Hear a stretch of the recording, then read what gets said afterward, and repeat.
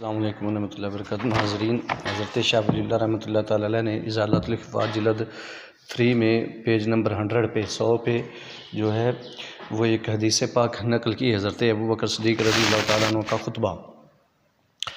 یہ مستدرک حاکم کے حوالے سے آپ نے تحریر کیا ہے۔ یہ حدیث جو ہے اس مستدرک حاکم میں 4457 یعنی 4457 نمبر پر جو ہے یہ موجود ہے، جبکہ یہ سنن کبریٰ بہقی میں جو ہے وہ 16544 نمبر پر جو یہ حدیث پاک موجود ہے کہ فلما قعد ابو بکر علی المنبر نظر فی وجوہ القوم فلم یری علی رضی اللہ تعالیٰ عنہ، کہ حضرت سیدنا ابو بکر صدیق رضی اللہ تعالیٰ عنہ جب منبر پر جلوہ افروز ہوئے خلافت ملنے کے بعد، تو اس وقت آپ نے لوگوں پر نظر دوڑائی اور دیکھا کہ حضرت شیر خدا کرم اللہ تعالیٰ وجہ الکریم نظر نہیں آئے۔ فسأل عنہ، ان کے بارے میں سوال کیا۔ فقام ناس من الانصار، تو انصاری صحابہ کھڑے ہوئے۔ فاتوا بہ، تو وہ حضرت شیر خدا کرم اللہ تعالیٰ وجہ الکریم کو لے آئے۔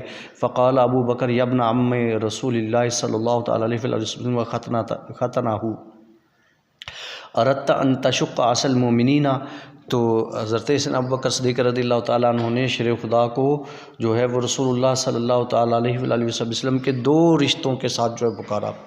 ایک آپ نے فرمایا کہ اے رسول اللہ صلی اللہ تعالیٰ علیہ وسلم کے چچا زاد، چچا کے بیٹے، اور دوسرا آپ نے فرمایا کہ حضور کے داماد، تو کیا آپ کا یہ ارادہ ہے کہ مسلمانوں کی اجتماعیت کو توڑ دیں، مسلمانوں کی اجتماعیت کو توڑ دینے کا ارادہ ہے؟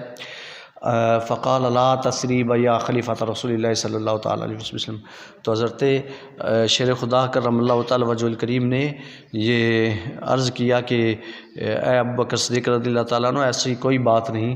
تو پھر انہوں نے کیا کیا کہ فبایعہ، تو پھر انہوں نے حضرت ابوبکر صدیق رضی اللہ تعالیٰ عنہ کی بیعت کی، حضرت ابوبکر صدیق رضی اللہ تعالیٰ عنہ کے ہاتھ پھر بیعت کیا اور آپ کو پیر مانا، آپ کے مرید ہوئے۔ اور جب آپ کی بیعت کی ثم لم یرا زبیر بن العوام، پھر حضرت ابوبکر صدیق رضی اللہ تعالیٰ عنہ نے دیکھا تو وہاں پہ حضرت زبیر بن عوام رضی اللہ تعالیٰ عنہ موجود نہیں تھے۔